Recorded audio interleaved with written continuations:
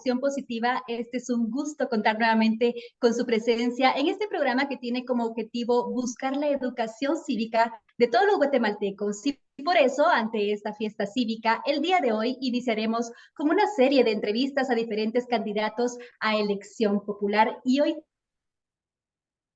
30 de abril, queremos iniciar entrevistando a alguien de la casa que desde el año 2007 construyó este programa con el ánimo de poder fortalecer la democracia, formando a los ciudadanos de una manera cívica, trayendo temas de interés nacional para que los guatemaltecos pudieran tener conocimiento acerca de temas culturales, artísticos y sobre todo políticos que se han venido dando. Así que damos la bienvenida al doctor Francisco Arredondo, quien es candidato a la presidencia del Partido Compromiso, Renovación y Orden, y vamos a conocer un poco más acerca de su currículum. Él es maestro de educación primaria, médico especialista en radiología, profesor universitario, dirigente gremial, periodista, rotario, empresario y generador de empleo, padre y abuelo, y además creador, como les mencionaba, de este programa de Acción Positiva. Así que esta es una breve reseña de su gran currículum. Doctor, bienvenido. Gracias por estar en su casa. Es un honor contar con su presencia. Y como fundador de este espacio cívico por más de 15 años del programa Acción Positiva, queremos iniciar preguntándole cómo nace esta iniciativa de Acción Positiva. Bueno, muchísimas gracias, Sofi, pues por continuar el programa con ese espíritu con el cual se originó. Cuando pensamos en hacer un programa de este tipo, realmente habíamos participado en alguna campaña en una forma que no llegó a ser una candidatura, pero ya teníamos la inquietud de que es necesario que los ciudadanos aportemos. La forma que lo decidimos hacer fue a través de Guatevisión, que fue donde empezamos el programa, y hacer algo que verdaderamente aportara a la formación cívica, a la educación cívica de los guatemaltecos. Empezamos por decir cómo lo vamos a llamar y pues dijimos pensamiento positivo, miremos en positivo, pero decimos pensamiento, se queda en pensar. No, eso no es suficiente. Miremos positivo, se queda solo en mirar. Entonces fue que decidimos poner el nombre Acción Positiva, porque ahí no solamente vemos, no solamente señalamos, sino que verdaderamente actuábamos, teníamos acciones que iban a terminar en resultados positivos. Y este programa nació desde el inicio en una forma correcta.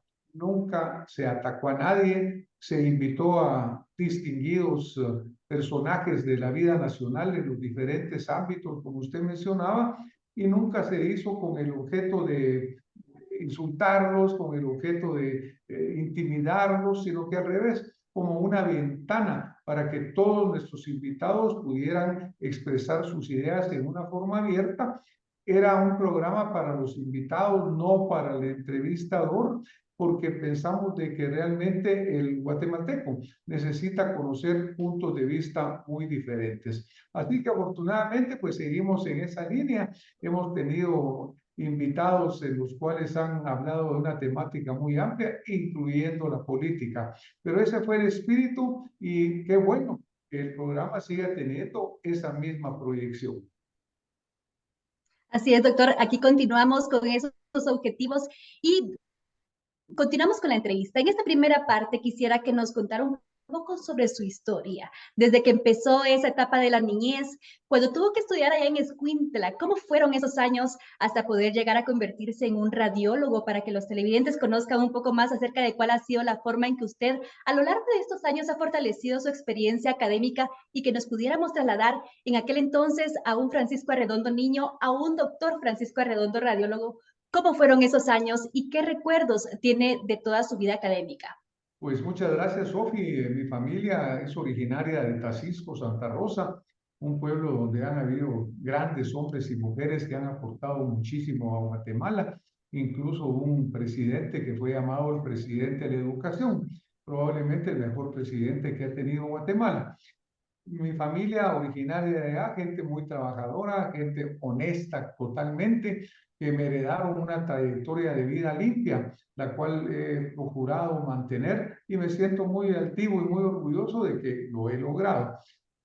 Crecí en el área de Escuintla, en una finca en la cual las primeras letras me las enseñó un maestro rural, un profesor que verdaderamente amaba su profesión porque era dedicado totalmente a los niños y les gustaba enseñarlos.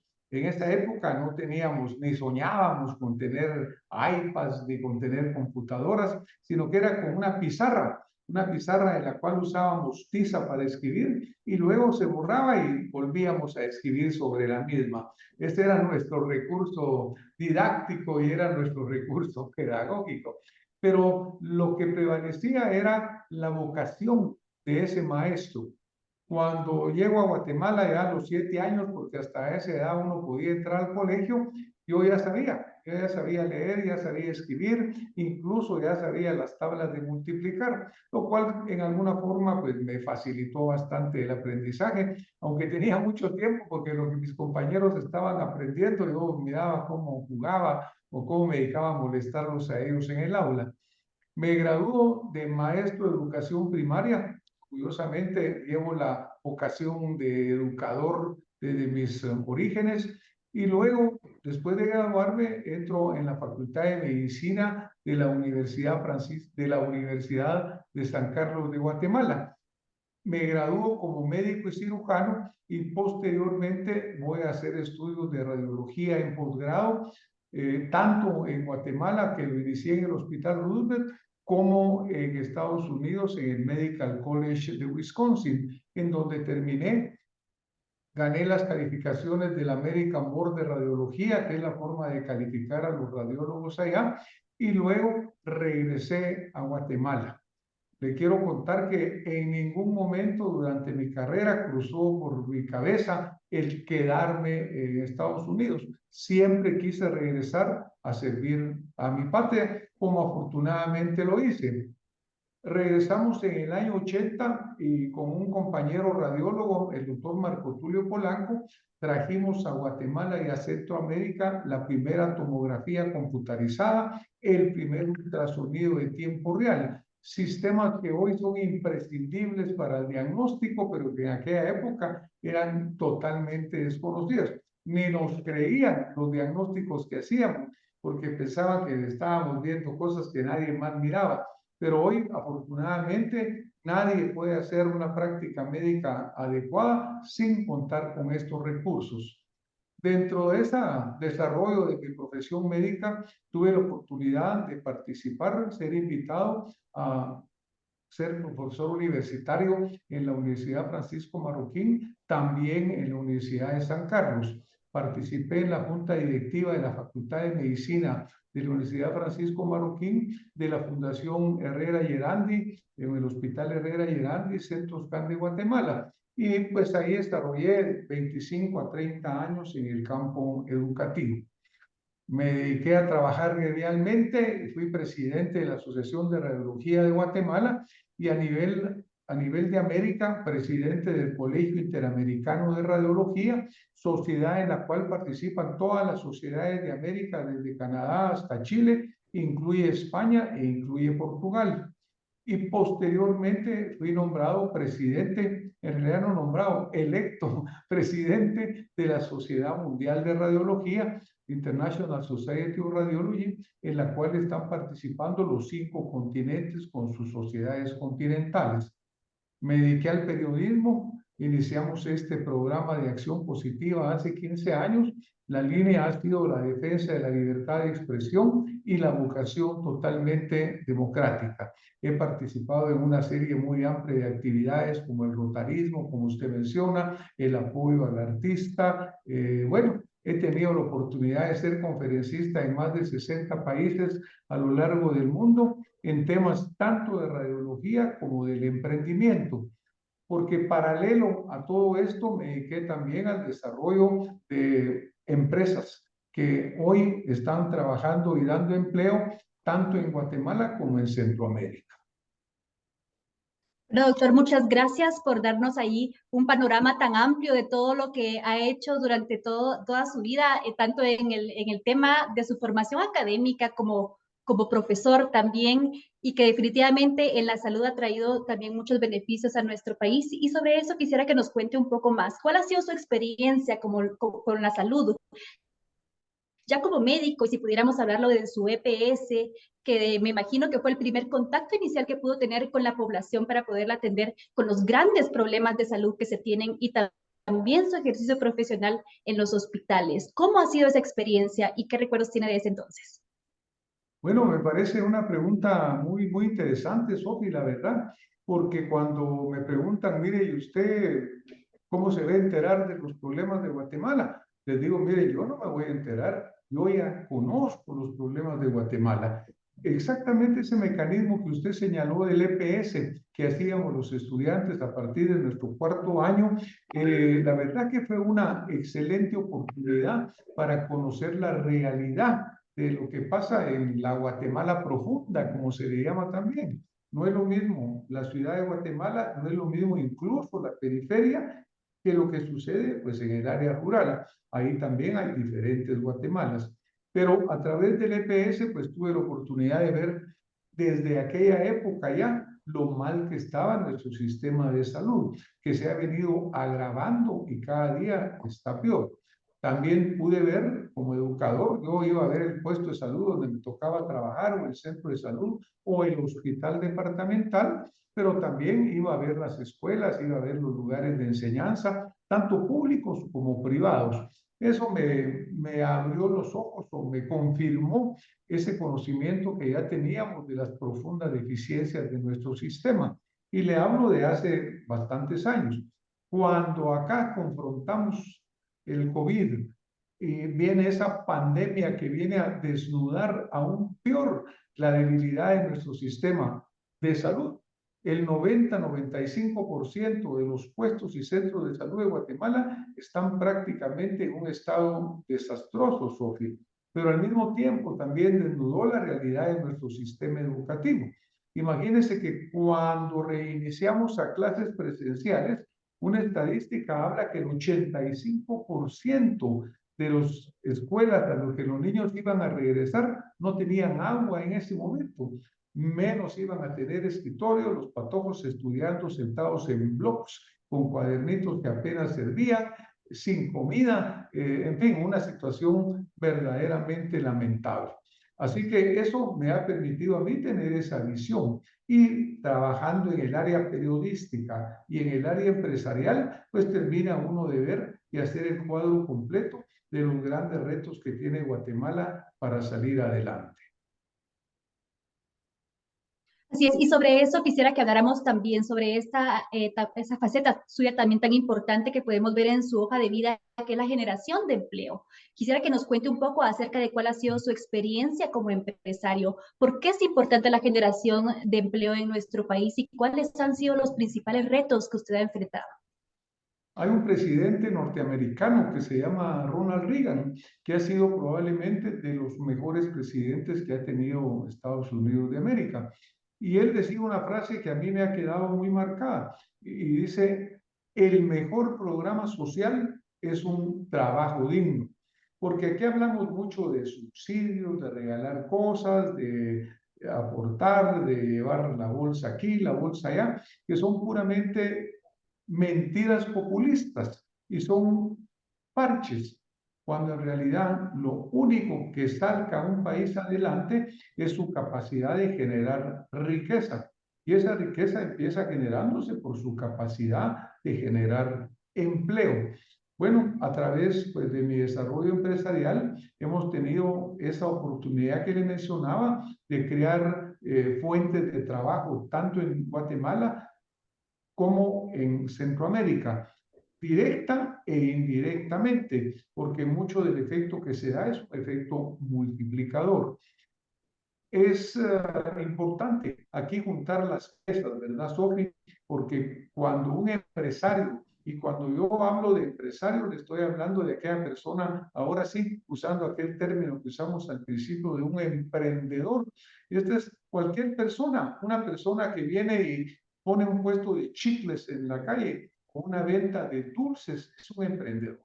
Se las está jugando, está poniendo sus centavitos, compra unos dulces aquí y los empieza a vender. Él es un emprendedor porque a veces se deforma la imagen de que un empresario es solo una persona grande que tiene un enorme negocio. No, empresarios somos muchísimos millones de guatemaltecos que ponemos nuestro negocito grande o pequeño y a través de ello generamos empleo y generamos desarrollo. Yo he tenido la suerte de poder desarrollar empresas de este tipo, en las cuales hemos también apoyado el desarrollo de otras pequeñas empresas a partir de la relación con la nuestra. Nos afecta como país, como nación, nos afecta el hecho de que el sistema educativo tan malo hace que nuestros recursos humanos, nuestros niños, nuestros jóvenes no puedan formarse adecuadamente. También el hecho de que no haya una salud integral hace que nuestros niños crezcan enfermos.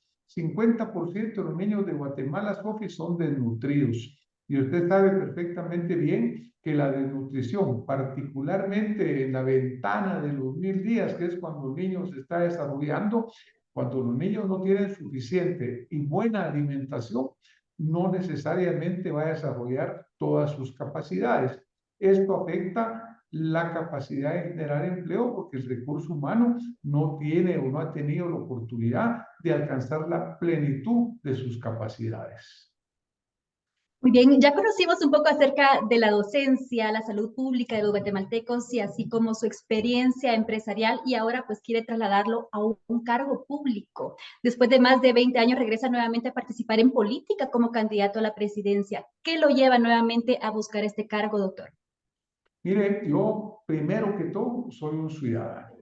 Y lo que me lleva a volver a participar después de 20 años, como usted muy bien señala, es la indignación, es la cólera, es la molestia de ver que 20 años después Guatemala sigue igual.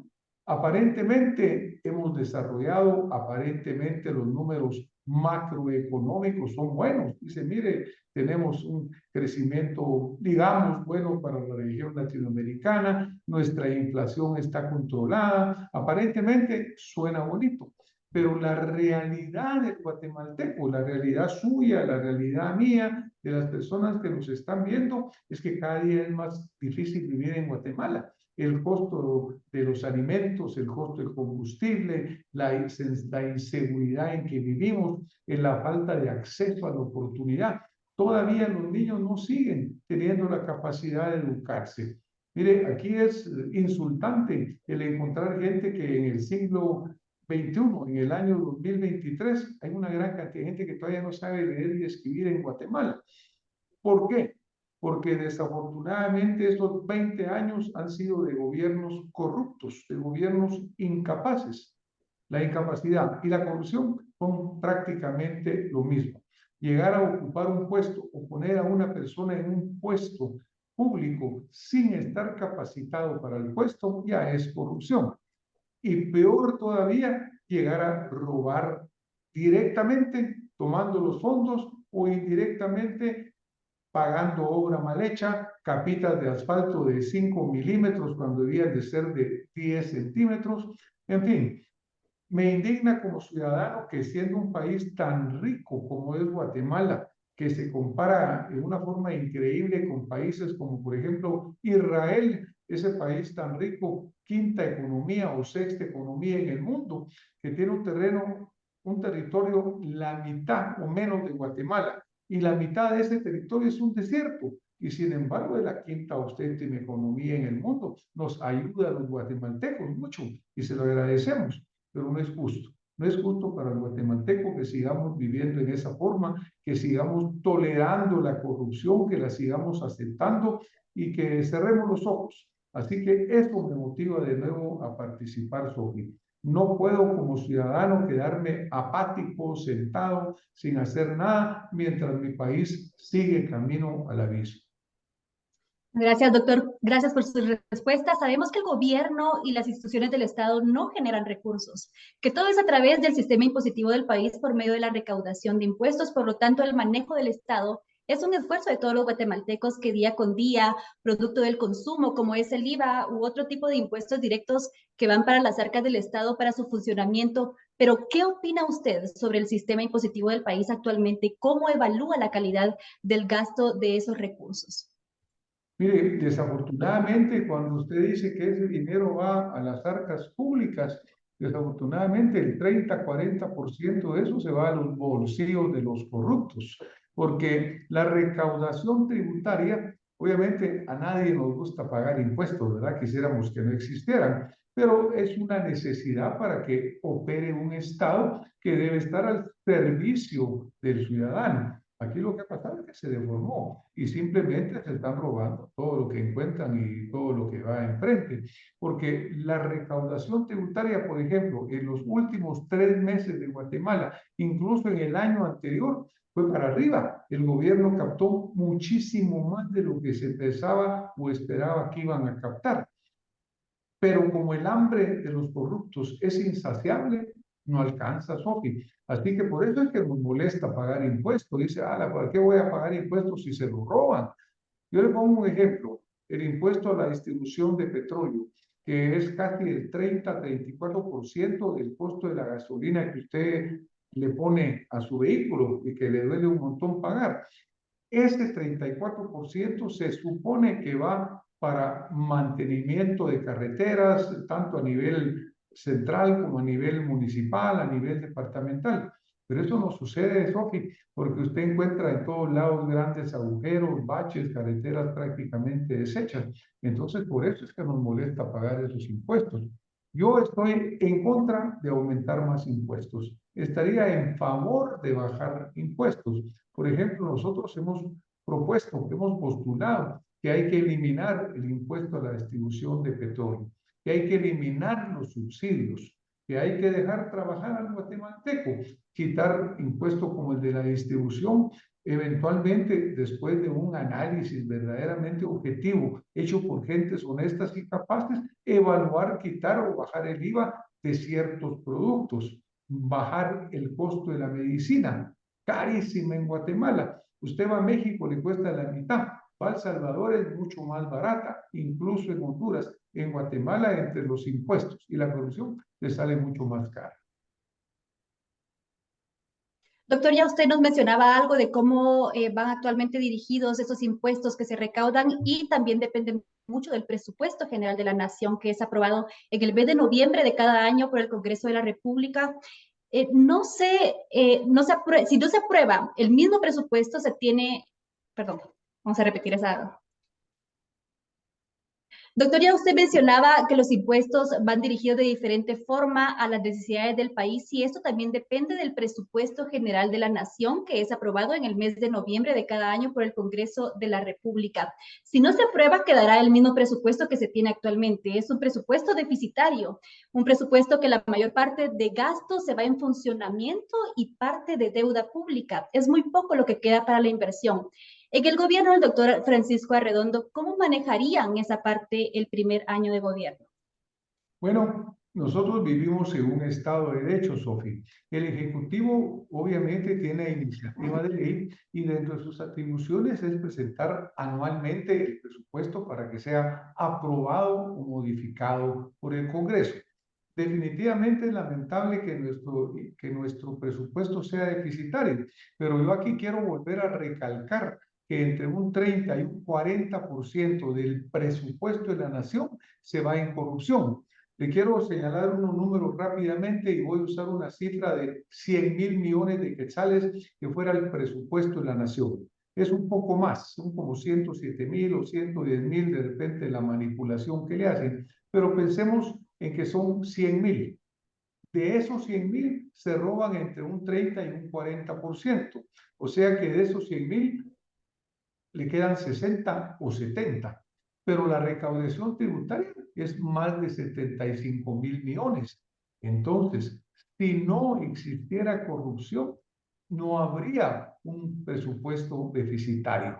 Si no se robaran el dinero, alcanzaría y sobraría para la obra. Aquí traigo yo el punto, Sofi, de que nuestra visión al llegar al Ejecutivo, nuestra propuesta para los guatemaltecos verdaderamente es que ya dejemos de hablar sin tener claridad de que el problema, uno, es la corrupción, que mientras no la combatamos de frente, van a seguir robándose 30.000 o 40.000 millones de quetzales. Que la única forma de controlarlo es llevando al gobierno, al Ejecutivo, obviamente al Congreso, obviamente a las Cortes, al sistema judicial, a personas honestas, transparentes y capaces. Esa es nuestra oferta, llevar transparencia y llevar honestidad absoluta a la administración de los recursos del Estado. Hoy se lo roban, nosotros no nos vamos a robar un centavo. Nuestro presupuesto va a ser más que suficiente.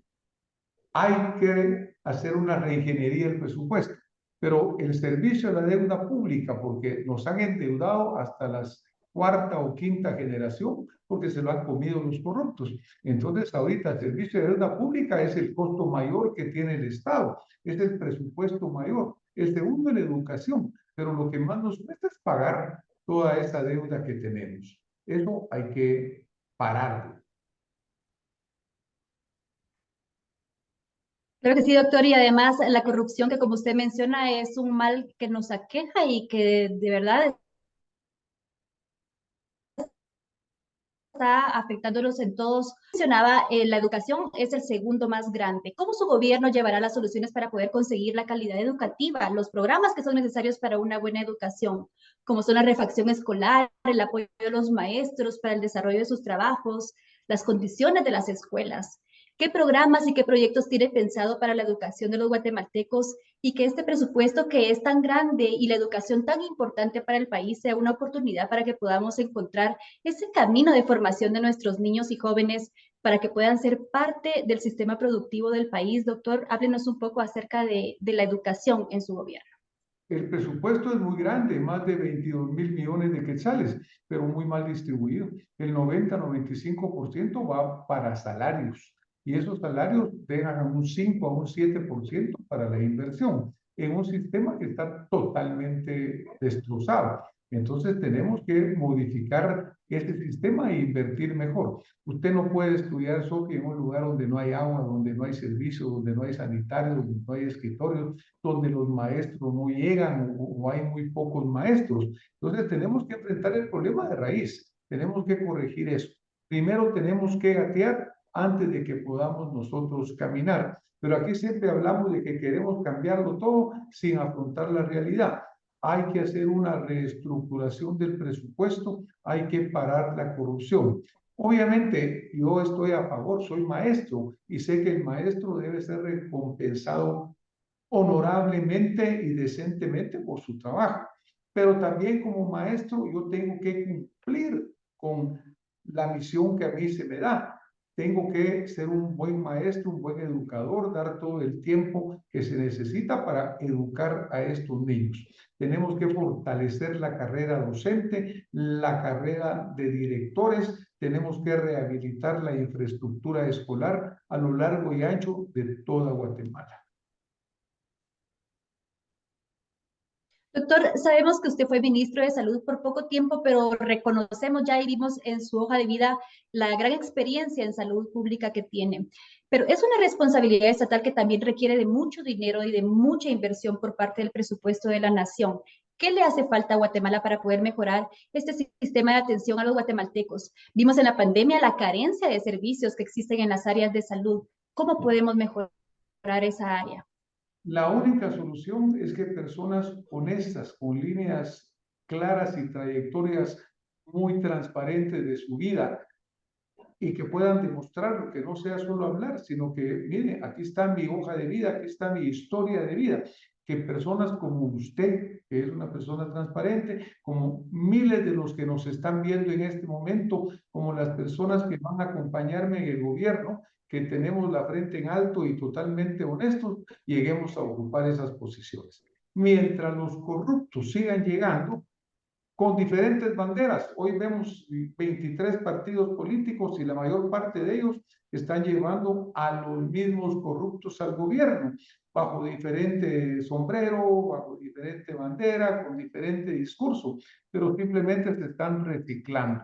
Tenemos que salir de los corruptos, es la única solución para Guatemala, Sofía.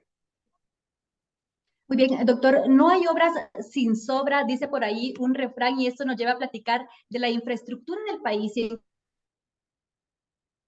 encontramos que hay carreteras en mal estado y que se exponen más en el momento en que el invierno empieza y pues ya comenzamos a ver ahorita las primeras lluvias. Las carreteras son importantes para el sistema productivo del país, pero estas no se encuentran en buenas condiciones. Hacen falta algunos anillos periféricos en algunas ciudades donde ya es imposible el transitar de la carga pesada, como la ciudad, por ejemplo, de Ciudad de Guatemala, y otro ejemplo, el occidente del país, donde también se necesita mucho de infraestructura para que los productos puedan ser vendidos y llevados a los mercados tanto nacionales como internacionales y poder ser negociados. ¿Cómo piensa su gobierno, doctor, resolver el tema de la infraestructura nacional, las carreteras y también de esa infraestructura que el país necesita en otros ámbitos de comunicación como los aeropuertos, los puertos, para que podamos ser un país más competitivo?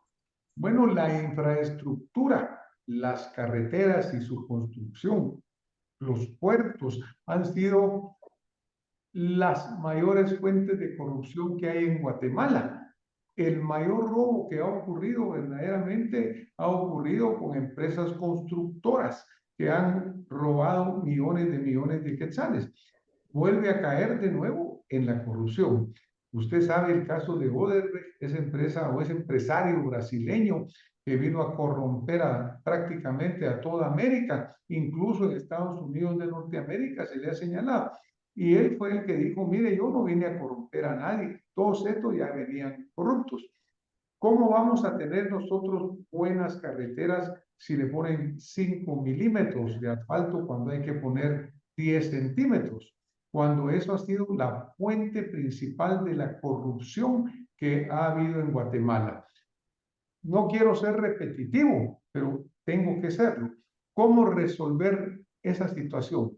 Bueno, nombrando a un ministro de Comunicaciones y Obras Públicas que no acepte mordidas, ni que las pida. Que todos los viceministros no solo sean honestos, sino que sean capaces. Que ningún funcionario en esos ministerios, en ese o en cualquier ministerio, se atrevan siquiera a insinuar que se les dé una mordida por dar un servicio a un empresario o a un ciudadano. Actualmente se dice que entre el 20 o 30% de la mordida que piden en los ministerios como el de comunicaciones para siquiera recibir las solicitudes o las propuestas de trabajo. Y todo aquí nos está cayendo en el mismo punto que tanto hemos insistido, Sofi. Mientras los guatemaltecos no tengamos claro, absolutamente claro, que el problema es la corrupción, podemos hablar de infraestructura, podemos hablar de nuevas carreteras, podemos hablar de que queremos construir aeropuertos. Mire, por ejemplo, ahorita, en este momento se está construyendo o se está remodelando el aeropuerto de San José. Se han gastado, de acuerdo a los datos reportados, más de 500 millones de quetzales en ese recapeo, lo cual es un robo espectacular. Cuando se hizo una propuesta inicial, se hablaba de no más de 60 a 70 millones. Y ahorita ya van gastando más de 500 millones y ni siquiera han concluido los trabajos. Entonces, ¿de qué sirve hablar de hacer aeropuertos cuando se van a hacer a un costo terrible, a un costo muy grande? Nosotros tenemos que volver a poner el ingrediente clave, que es el combate a la corrupción. Sin buenas carreteras para que los transportistas puedan llevar sus productos, para que los ciudadanos puedan viajar a sus hogares, para que el guatemalteco pueda ir a lugares de recreo. Sin esta infraestructura vial, estamos en la calle. Mire lo que cuesta la llanta que se rompe, el aceite que se gasta porque el carro se queda parado, las horas que pasamos los guatemaltecos haciendo colas en las carreteras. Ahora páselo a un comerciante, a un industrial que tiene que mandar sus productos y en vez de tardar 2 horas en llegar a un puerto, tarda 8 o 10 el costo que le está incrementando. llega a un puerto en el cual hay una burocracia terrible que aprovecha cada papelito que hay que llenar o cada trámite para ver cómo saca mordida. Aeropuertos como el nuestro, que desafortunadamente nuestro aeropuerto es una vergüenza nacional. Todo el mundo lo señala. Mire, no hay agua muchas veces, no hay servicios sanitarios. Cuando hay servicios no hay nada para que la persona pueda limpiarse las manos, no hay jabón, etcétera. Entonces, ese aeropuerto ha sido una fuente de corrupción masiva. No hay radares. Muchas veces cuando salen los señores del INSIBUME a dar si hay humedad o no hay humedad en el ambiente, lo hacen casi que poniendo la mano afuera a ver qué les pasa, si les cae agua o no les cae agua. Es decir, la corrupción es demasiado grande. Si no la reconocemos como nuestro enemigo, como el cáncer, vamos a seguir hablando muchos programas, muchas horas. Vamos a seguir oyendo muchos planes de gobierno presentados por corruptos. Aquí lo que tenemos que hacer es gente capaz, honesta, que ejecute planes de gobierno nuevos o que ya se están ejecutando. Gracias, doctora Redondo. Continuemos entonces hablando sobre política exterior, que también es importante y existe actualmente un debate a China-Taiwán. De hecho, en estos momentos se encuentra una comitiva presidencial en China-Taiwán realizando algunas gestiones relacionadas para poder conseguir inversión para Guatemala. Pero hablemos acerca de cuál sería su política exterior en relación a este tema y a otros temas de relaciones internacionales que puedan establecerse con otros actores de la política mundial en su gobierno. Una pregunta muy interesante, Sofi. Mire, la política exterior e internacional que siga Guatemala tiene que ir relacionada con lo que le conviene a Guatemala. ¿Cuál es el mejor interés que va a servir esas relaciones que tengamos con países del mundo? Tenemos que mantener nuestra soberanía, obviamente nuestras leyes. Nosotros nunca vamos a ir como país. Yo no miro a un embajador de Guatemala yendo a sentarse en un tribunal de Estados Unidos o de Europa para exigir algún tipo de posición. Nosotros debemos de respetar la soberanía de todos los países. Entonces, nuestra política exterior tiene que servir los intereses de Guatemala, fomentar, por ejemplo, nuestras exportaciones, que nuestros productos tradicionales como el café, como la caña, como el cardamomo, ahora pues los vegetales, flores, etcétera, encuentren los mejores mercados y los precios más justos. Entonces, ¿qué tenemos que encontrar? ¿Cuáles son esos mercados en los cuales nuestros productos pueden llegar? Mientras nosotros no le pongamos valor agregado a nuestra producción, pues también no podemos llegar en la cadena productiva a pagar mejores salarios. Mejor precio para nuestros productos, mejores salarios para nuestra gente. Esa es una función importante. Nuestros mercados naturales más grandes pues son obviamente nuestros países vecinos, Estados Unidos de Norteamérica, los Estados Unidos mexicanos también, que son mercados enormes que tenemos a la puerta. Prácticamente estamos a un paso de estos grandes mercados que son nuestros grandes mercados naturales. Hay mercados internacionales. Europa pues tiene nichos importantes para productos de Guatemala. Entonces, nuestras relaciones exteriores tienen que ir dirigidas, uno, a que Guatemala sea respetada y respetable en el concierto mundial de las naciones. Segundo, a que proteja y fomente nuestros intereses comerciales, nuestros intereses nacionales. Y para ello, al final, tiene que ser qué es lo que va a beneficiar o no a los guatemaltecos. Doctor, hablemos acerca de otro pilar muy importante para nuestra nación y que también se ha convertido en un reto, que es la seguridad. La delincuencia, el crimen organizado, las pandillas o maras hacen que los guatemaltecos nos encontremos con muchos temores al salir a la calle. La presencia policial es muy poca y los guatemaltecos que día con día buscan por medio de su trabajo sacar adelante a sus familias se encuentran con que pueden ser asaltados. Sabemos también de esfuerzos de personas que quieren emprender y poder tener un negocio propio, pero también son víctimas de extorsión. Y esto pues hace que no puedan producirse estas empresas que podrían sacar adelante a las familias guatemaltecas. ¿Qué solución tiene su gobierno en materia de seguridad? Aquí los presos somos los ciudadanos, ¿verdad? Usted mencionó a esa persona que quiere abrir su negocito, que quiere abrir su tiendita. ¿Y qué es lo primero que hace, Sofi? Ir a ponerle barrotes, ¿verdad? Ir a poner rejas para que no lo asalten. Entonces, el que termina estando dentro de la prisión es el ciudadano honesto, y el que termina estando afuera es el que lo va a llegar a asaltar.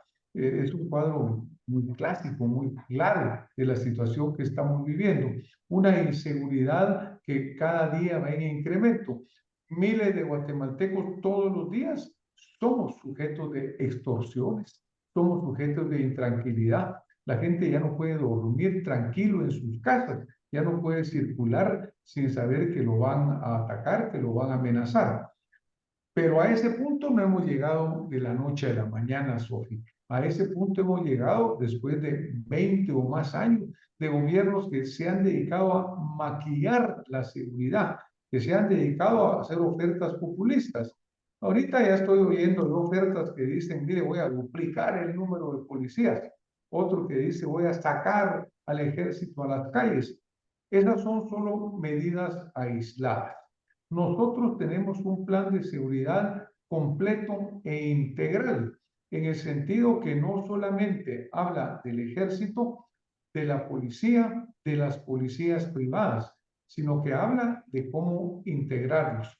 En Guatemala existe el Consejo Nacional de Seguridad, que es presidido por el presidente y por el vicepresidente de la República, y es el rector de toda la seguridad del Estado.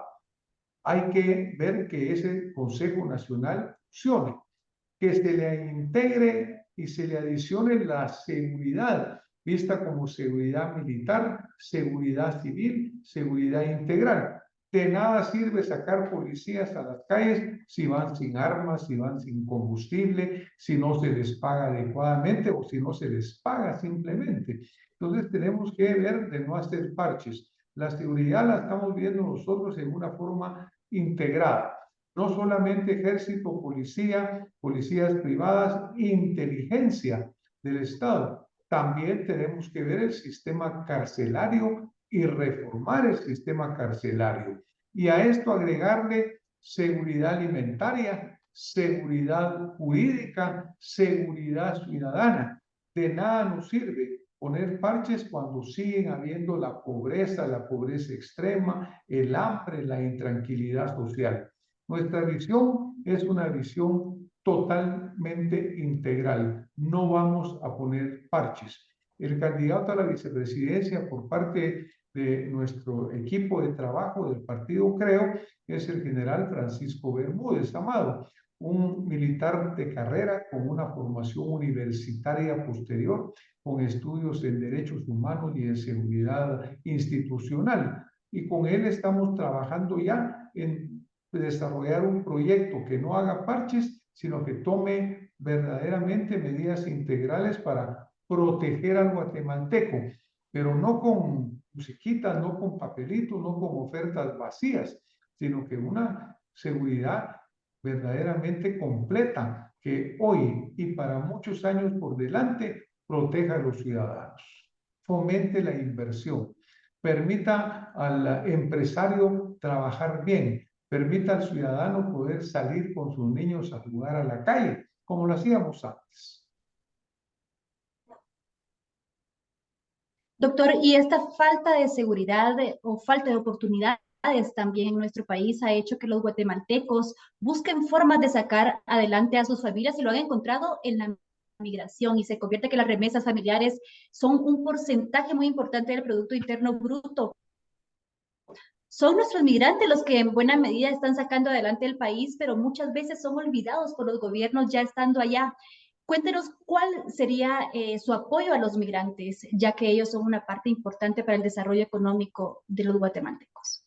Hay dos vías que vamos a apoyar a nuestros hermanos guatemaltecos que están allá. Yo tengo muchos amigos, incluso parientes que han tenido que emigrar.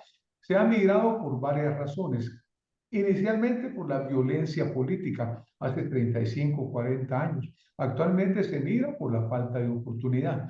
Pero de nuevo, todo esto no son parches ni son casos aislados. El hecho de que no haya escuelas donde puedan educar, que no haya suficiente comida, que no haya salud, el hecho que no haya infraestructura, que no haya carreteras, el hecho que no haya seguridad, todo esto va sumando y va haciendo que en Guatemala sea muy difícil salir adelante para una población que verdaderamente quiere trabajar y lo quiere hacer. Entonces, mientras no solucionemos esos problemas fundamentales, mucha gente va a tener que seguir emigrando obligada. Hay una emigración que es voluntaria, esa no se debe evitar ni en Guatemala ni en el mundo. De acuerdo a las cifras del programa de las Naciones Unidas para el Desarrollo, en el año 2022 y 2023, más de 1.000 millones de personas en el mundo van a migrar, muchas de ellas obligadas a migrar y muchas de ellas porque quieren hacerlo en una forma voluntaria. Entonces tenemos que corregir las grandes deficiencias internas de Guatemala. ¿Qué hacemos con nuestros migrantes que están allá? Más de 3 millones aproximadamente, nadie sabe el número exacto de guatemaltecos que están actualmente en Estados Unidos de América. Y luego ya también las segundas generaciones. Para esos ciudadanos guatemaltecos que están fuera, les vamos a aumentar significativamente el número de consulados. Vamos a agregar más oficinas de apoyo comercial. Vamos a ver que esos consulados que estamos agregando no sean focos de corrupción. Actualmente yo recibo muchas comunicaciones de amigos allá que me dicen, mira, voy al consulado, no me dan cita, no me atienden. Cuando llego me quieren sacar mordida. Cuando llego me quieren cobrar todo lo que me dan. Me quieren cobrar pasaportes, me quieren cobrar DPIs, me hacen larga el trámite. Los guatemaltecos actualmente no tienen verdaderamente un apoyo de parte de nuestro gobierno. Nosotros vamos a fortalecer efectivamente el Ministerio de Relaciones Exteriores con viceministerio dedicado exclusivamente a servir a los migrantes, pero no gentes que vayan a ver cómo extorsionan a los migrantes, sino que gente que vayan verdaderamente a atender sus grandes necesidades. Hay 60 consulados, tenemos que tener 120 o 300 consulados, los que sean necesarios. Usted lo mencionó muy bien, Sofi.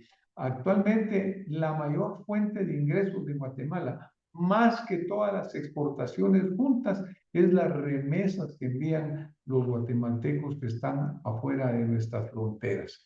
Entonces, por lo menos los gobiernos deberían tener la decencia y la honestidad de atender a sus grandes necesidades en una forma honesta y transparente. Esta es nuestra oferta, llevar honestidad, transparencia y eficiencia a los consulados que sirven a los migrantes en Estados Unidos y en otros países del mundo. Gracias, doctor. Ya hablamos algo de infraestructura anteriormente, pero vamos a regresar un poquito porque hay un tema que está ahorita en la mesa y quisiera saber su opinión, y es sobre la devolución de la carretera Palín-Escuintla. Cuéntenos un poco acerca de qué opina usted sobre esto. Bueno, ese viaje para mí ha sido algo que hemos condenado muchas veces, incluso en el programa Acción Positiva lo hemos señalado, lo hemos denunciado, lo hemos desnudado, una realidad en la cual Guatemala por años recibió un 1% de los ingresos de esa carretera y los empresarios mexicanos, hermanos algo, que son los dueños, se llevaron una enorme cantidad de millones de quetzales. Yo no estoy en contra de las alianzas público-privadas. Yo estoy a favor de que eso se pueda desarrollar, pero siempre que los tratos sean justos. En este caso nos robaron prácticamente, nos dieron un 1%. Hoy se van y mire las condiciones en las cuales se están dejando estas carreteras, sin recapeo, con el asfalto totalmente destrozado en muchos sectores. Entonces yo creo que las concesiones pueden ser buenas si se negocian bien, si se negocian en una forma justa, si el Estado recibe lo que le corresponde recibir. Nosotros señalamos, denunciamos y condenamos ese negocio perverso que se hizo en contra del patrimonio de Guatemala. Incluso hemos señalado lo que está pasando o va a pasar Escuintla, Puerto de San José, porque ahí tampoco el Estado de Guatemala, los guatemaltecos que somos dueños de ese Estado, estamos recibiendo un trato justo. Nos están dando lo que se les da la gana pagarnos, las migajas del negocio, en contra de alianzas público-privadas que sean leoninas en contra de los guatemaltecos. Doctor, en cualquier tipo de programa o política pública que se pueda establecer en Guatemala se ve amenazada y se ve atrasada por el cáncer de la corrupción del que ya hemos hablado, usted nos ha mencionado durante toda esta entrevista y que por muchos años ha atacado los programas y el desarrollo de los guatemaltecos. ¿Cómo poder combatir la corrupción? Y hoy se lo he mencionado varias veces acá en el programa, Sofi, lo voy a repetir para que lo escuchen mis ciudadanos guatemaltecos, mis hermanos guatemaltecos. La única fórmula de combatir la corrupción es que lleguemos gente honesta, pero honesta no porque lo digamos nosotros, sino porque nuestra trayectoria de vida esté abierta para cualquiera que la quiera averiguar.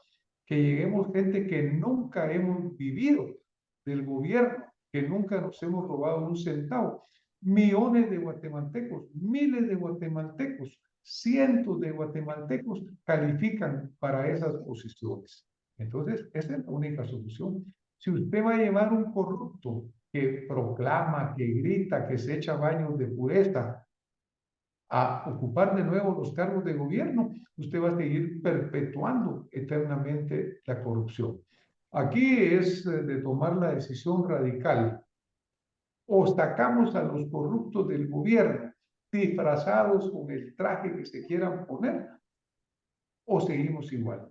O llevamos gente honesta y correcta a servir a los guatemaltecos, o vamos a seguir presas de la corrupción, presas de la inseguridad, presas de tener que vivir prisioneros en nuestras casas, sufriendo carreteras que están destrozadas, viendo a niños que no tienen para comer ni tienen para educarse, hablando de que queremos que venga inversión extranjera cuando no hay con qué estas empresas puedan trabajar.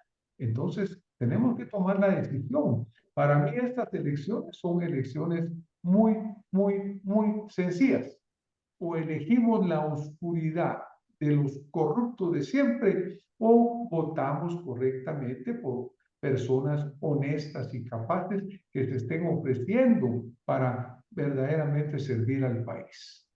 Esa es la única fórmula. Doctor, gracias, doctor. Vamos a ir terminando ya esta entrevista, pero antes quisiera, por favor, un último mensaje a los guatemaltecos y por qué deben votar por el doctor Arredondo. En 30 segundos, si puede darme la respuesta, por favor. Los guatemaltecos debemos votar por nosotros mismos, por nuestros hijos, por nuestros nietos, por las futuras generaciones. Debemos de votar por el futuro. ¿Por qué votar por una persona como Francisco Arredondo? Porque tiene garantía de una línea de vida transparente y clara, porque no pueden encontrar una traza de corrupción en mis años de servicio como educador, como médico, como empresario. No tienen que señalar. Y porque yo me comprometo a que las personas que van a llegar al gobierno conmigo tienen exactamente las mismas características. Esa es la garantía. Por eso tienen que votar por Guatemala, por sus familias. Yo creo en Guatemala y me comprometo a servirla con total honestidad. Agradecemos su participación al candidato a la presidencia, doctor Francisco Arredondo, del partido Creo, y por las respuestas que nos ha dado. A ustedes, televidentes, los invitamos a seguir sintonizando Acción Positiva para poder seguir tratando temas de interés de la sociedad guatemalteca. Feliz noche y nos vemos la próxima semana con más de Acción Positiva. Muchísimas gracias, Sofi. Muchísimas gracias a Acción Gracias, doctor.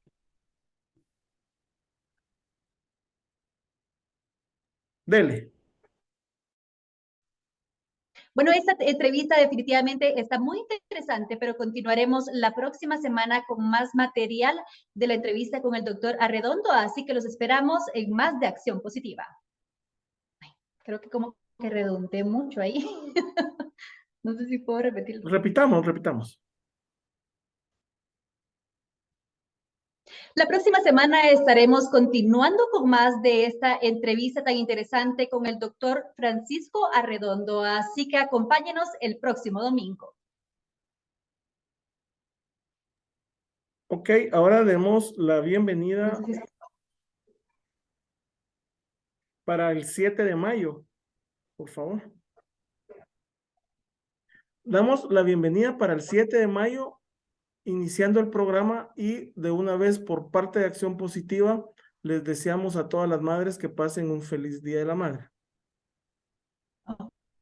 No sé si me logró escuchar. ¿Qué tal, amigos? Gracias. Sí. Ahora. ¿Qué tal, amigos? Bienvenidos nuevamente a Acción Positiva y de antemano damos las felicidades, felicitamos a las madres en su día, ¿verdad? ¿Qué tal, amigos? Bienvenidos nuevamente a su programa Acción Positiva y de antemano damos felicidades a todas las mamás guatemaltecas. Como recordarán, el programa anterior estuvimos conversando con el doctor Francisco Arredondo y hoy tenemos la segunda parte de esta entrevista de este candidato presidencial, así que acompáñenos.